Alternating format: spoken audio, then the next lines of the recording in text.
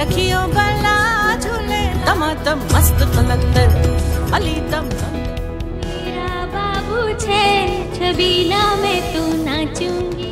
17 November ভারতীয় উপমহাদেশের কিংবদন্তি সঙ্গীত শিল্পী রুনা লায়লার জন্মদিন। জন্মদিনে ভক্ত শুভাকাঙ্ক্ষীদের ভালোবাসার দোয়া সিক্ত হয়েছেন জীবন্ত এই কিংবদন্তি। আজ তার 60 বছর পূর্ণ হলো। তার বর্ণাঢ্য সঙ্গীত জীবনে বাংলা ছাড়াও হিন্দি, পাঞ্জাবি, উর্দু, ইংরেজি সহ অনেক ভাষায় গান গেয়েছেন তিনি।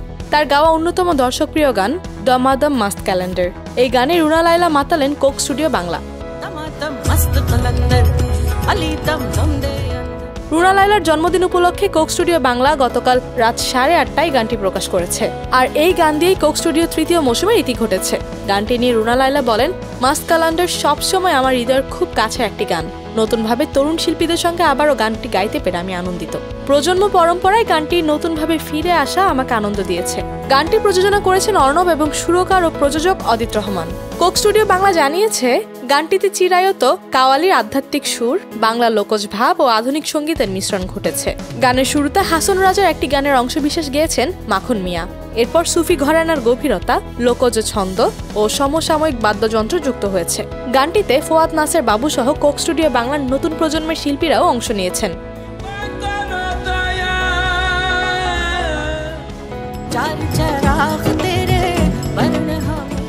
6 দশকের বেশি সময় ধরে গান গেয়েছেন রুনা লায়লা। 18টিরও বেশি ভাষায় গান করেছেন তিনি। বাংলাদেশের বাইরে ভারত, পাকিস্তান সহ পুরো দক্ষিণ এশিয়ায় তার জনপ্রিয়তা রয়েছে। এদিকে রুনা লায়লার জন্মদিন উপলক্ষে আজ প্রকাশ পাবে তাকে নিয়ে লেখা মায়ার সিংহাসন উপন্যাস। উপন্যাসটি লিখেছেন আব্দুল্লাল মুক্তাদির। উপন্যাসটির উপজীব্য বাংলাদেশের জনসংস্কৃতিতে রুনা লায়লার আবির্ভাব, সংগ্রাম ও কিংবদন্তি শিল্পী হয়ে ওঠা। উপন্যাসটি প্রকাশ করছে চন্দ্রবিন্দু প্রকাশনা।